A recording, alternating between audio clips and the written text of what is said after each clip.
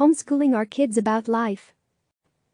Go Ask Your Dad is parenting advice with a philosophical bent as one dad explores what we want out of life for ourselves and our children through useful paradigms and best practices. This past weekend we reached the 100th day of my wife, 2 daughters and me living, working, and schooling at home together. The next day was Father's Day.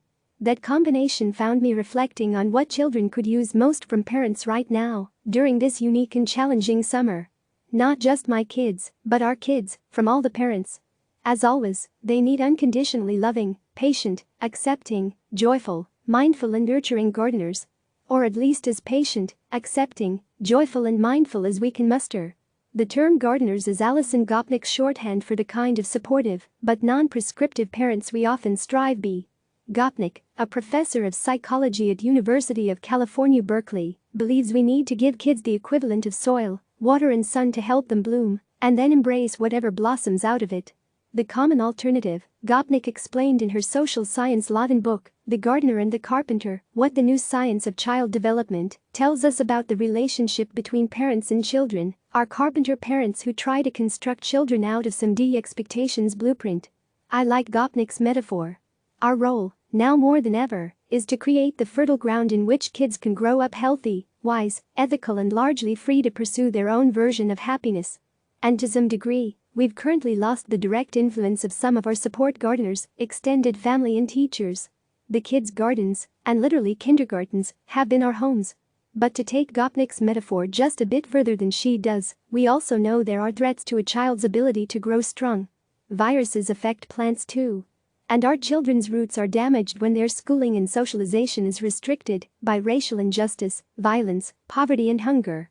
We have, collectively, an obligation to all our children to adjust the soil they are living into one that is hospitable to and supportive of a healthy, strong life. Until everyone is sprouting in good, rich soil, we have an obligation to teach them how to thrive. It's in this historic moment that we are passing tools on to our children, the Earth's next generation of gardeners, the kinds of tools needed to face extraordinary threats. We are modeling how to act and react, even if we are not fully conscious of our lessons. I am striving to be more intentional in these life lessons. Below are some subjects to consider focusing on in the school of life we're all teaching now. These are not in order of importance, different kids need different lessons at different times. Some are ambitious, some modest.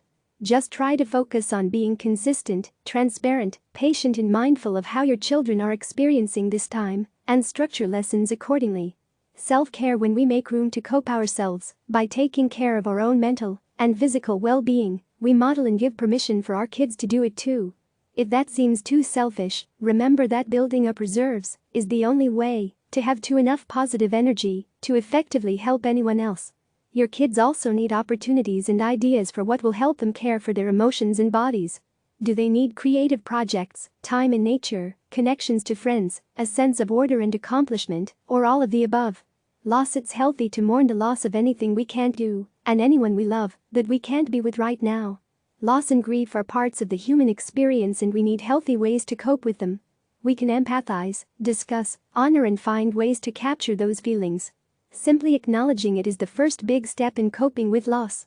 But be prepared to guide them through some of the stages of grief as well.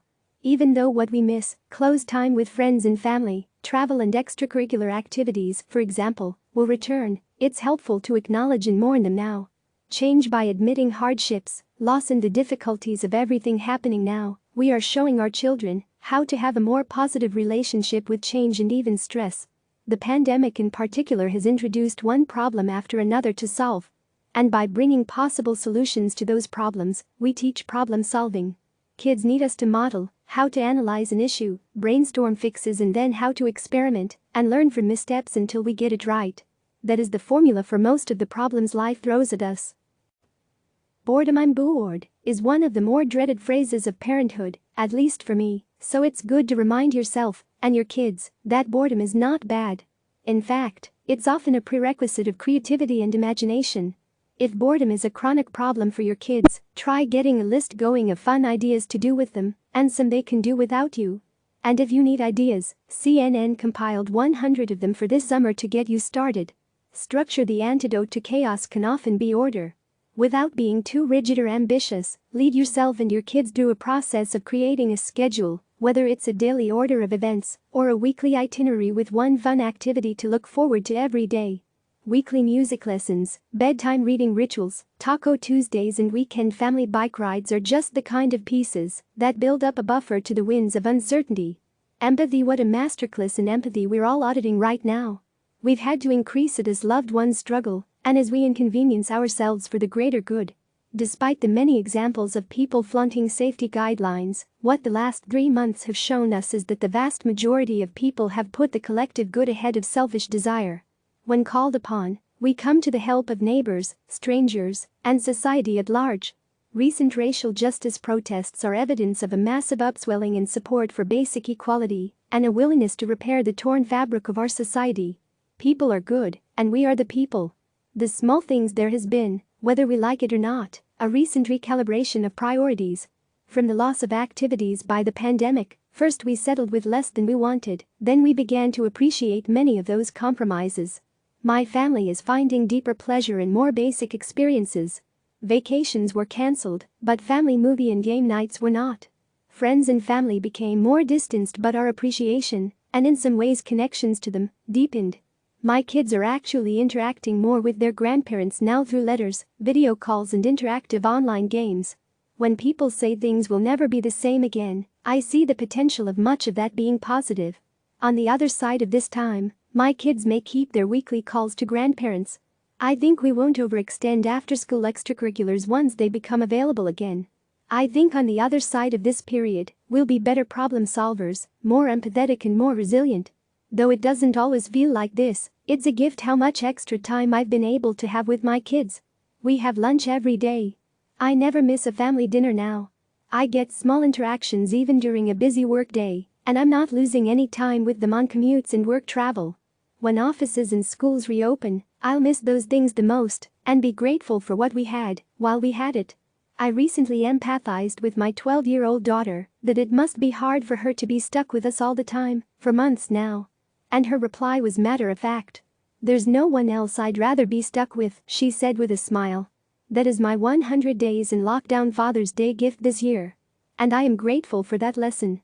David G. Allen is the editorial director of CNN Travel, Style, Science, and Wellness. He also writes the Wisdom Project about applying philosophy to our daily lives. You can subscribe to it here. Click subscribe to receive the latest news.